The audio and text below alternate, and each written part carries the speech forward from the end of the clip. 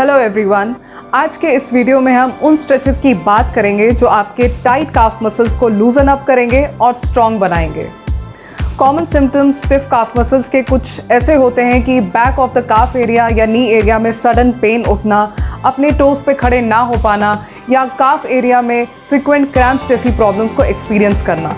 काफ muscles की health को generally ignore किया जाता है और ये बिल्कुल भी अच्छा नहीं है क्योंकि ये हमारे ओवरऑल फिटनेस को अफेक्ट करता है।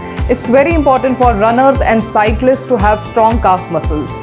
इसके अलावा ये कई कंपाउंड एक्सरसाइजेस जैसे कि स्क्वाट्स और डेडलिफ्ट को परफॉर्म करने में भी मदद करता है। यहाँ तक कि कई योगा स्ट्रेचेस जैसे कि वॉरियर पोजेस की परफॉर्म करने की एबिलिटी को भी ये एनहांस करता है। तो आइए स्टार्ट करने से पहले कई लोगों में ये स्टिफ काफ मसल्स की प्रॉब्लम क्यों होती है उसके कुछ रीजंस जान लेते हैं।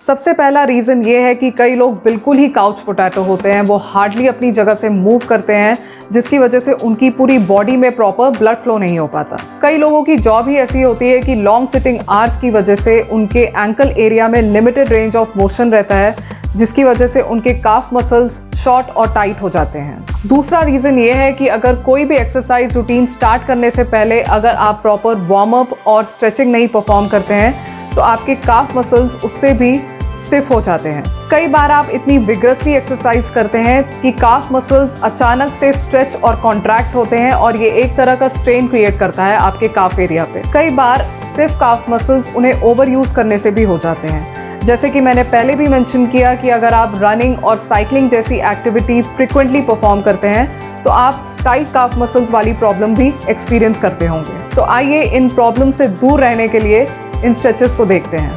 हमारा सबसे पहला स्ट्रेच है स्टैंडिंग वॉल स्ट्रेच। इस स्ट्रेच के लिए आप किसी भी स्ट्रेट वॉल को फेस करके खड़े हो जाएंगे almost on an arm distance. हाथों को आप इस तरीके से वॉल पे प्लेस करिए। एक पैर को आप बिल्कुल वॉल के साथ टच करिए और दूसरा पैर पीछे की तरफ रहेगा। फिर जो पैर वॉल के साथ टच कर रहा है उस नी को आप स्लाइटली बेंड करेंगे और बेंड करते हुए आपके दोनों पैरों के हील ग्राउंड से ही टच करने चाहिए, हील ऊपर नहीं उठने चाहिए। बेंड करते हुए पीछे वाला टांग परफेक्टली स्ट्रेट रहेगा और आप फील कर पाएंगे कि इसके काफ मसल्स स्ट्रेच हो रहे हैं। अगर ये गैप आपके लिए बहुत ही ज़्यादा इजी है तो इस गैप को आप स्लाइटली बढ़ा के बेंड भी कर सकते हैं। इस बेंडिंग पोजीशन में ऑलमोस्ट 20 to 30 सेकेंड्स होल्ड करिए और फिर सेम स्ट्रेच आप दूसरी टांग के साथ भी परफॉर्म करें।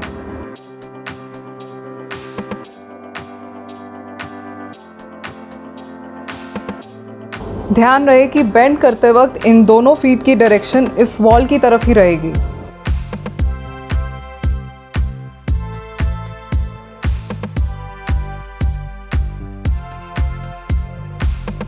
हमारी दूसरी एक्सरसाइज है सीटेड बैंड स्ट्रेच। इसके लिए आपको किसी भी तरह के एक्सरसाइज बैंड का यूज़ करना है या अगर ये बैंड अवेलेबल नहीं है तो आप एक लंबे टॉवल का भी यूज़ कर सकते हैं। इसके लिए आपको अपने मैट पे स्ट्रेट बैठना है और टांगे इस तरीके से अपने सामने स्ट्रेट खोलनी है। फिर इस बैंड को आपको अपने टोज एरिया में फिक्स करके दोनों एंड से इस तरीके से पकड़ना है। ध्यान रहे कि बैंड को आप टो एरिया में फिक्स करेंगे, ना कि पैरों के बीच में या एंड की तरफ। फिर टांगे स्ट्रेट रखते हुए अपने टोज को अपने बॉडी की तरफ फ्लेक्स करिए धीरे धीरे।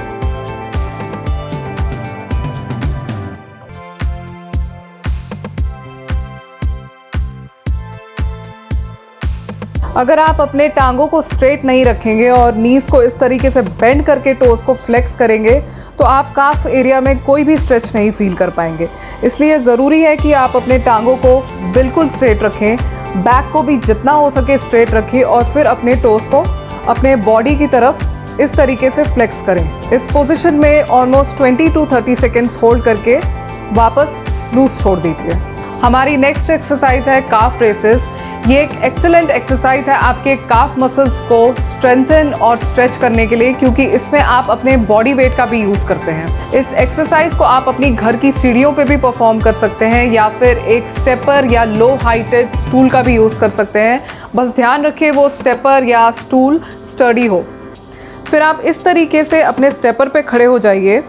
जिससे कि front half of the feet आपका स्टेपर पे रहे और second half of the feet जो कि हील एरिया है वो पीछे स्टेपर से बाहर रहे।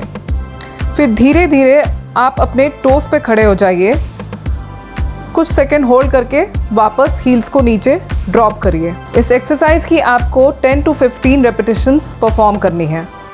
हमारी नेक्स्ट एक्सरसाइज है वज्रासना विद योगा मैट। ये एक बहुत ही बेसिक और इफ़ेक्टिव एक्सरसाइज है और अगर आप ऑलरेडी एग्जिस्टिंग काफ पेन को एक्सपीरियंस कर रहे हैं तो ये उसमें भी आपको इमीडिएट रिलीफ देगा। इसके लिए आपको एक एक्स्ट्रा रोल्ड योगा मैट की ज़रूरत पड़ेगी। सबसे पहले आप इस तरीके से अपने घुटनों पे खड़े हो जाएं और फिर इस रोल्ड योगा मैट को अपने काफ मसल्स पे प्लेस करिए। फिर धीरे धीरे आप अपने हील्स पे बैठ जाइए। बैठते हुए अपनी ब्रीदिंग को स्लो एंड स्टेडी रखिए और फिर वापस जेंटली अपनी स्टार्टिंग पोजीशन में आ जाइए। आप चाहें तो इस एक्सरसाइज को मल्टीपल टाइम्स रिपीट भी कर सकते हैं।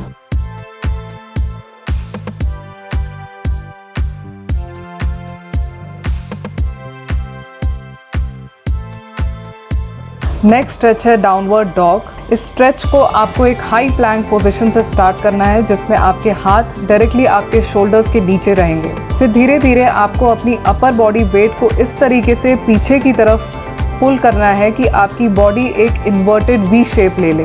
इस दौरान आपको पूरी कोशिश करनी है कि आप अपने हील्स को ग्राउंड पे टच करवाएं और इसी एफर्ट से आप अपने काफ में एक स्ट्रेच फील करेंगे। अगर ये आसन आप इजीली परफॉर्म कर पा रहे हैं तो इसका नेक्स्ट लेवल परफॉर्म करने के लिए आप अपनी नीज को स्लाइटली बेंड करिए, लेकिन हील्स आपके ग्राउंड से ऊपर नहीं उठने चाहिए।